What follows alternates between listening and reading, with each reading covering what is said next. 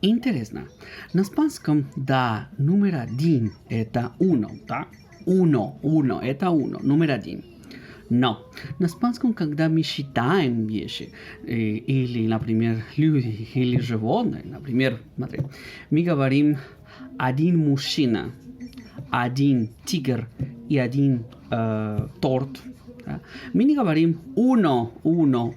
Нет, мы убираем о в конце, и мы говорим un hombre или un señor, un tigre и un pastel. Видишь? Un. Да, это когда мы считаем. Но когда мы говорим одна, нет проблем, потому что одна будет una. Это будет una, одна. Одна, все что угодно. Да? Например, одна девушка, una niña, una rosa и una gata. Видишь? Это будет una. Теперь, если это единственное число, есть тоже множественное число, но здесь есть хитрость. На испанском набор всегда будет мужской. Например, если у нас дети, да, ребенок, мальчик будет niño. Несколько детей, unos niños, да, unos niños.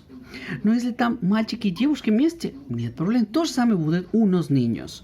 Но если набор состоит только из девушек, тогда мы говорим unas niñas. Вот так работает на испанском. Если там кошки, да, коты, смотри. Кот, un gato. Одна кошка, una gata. Если там только котиков, unos gatos. Если там смешаны, unos gatos.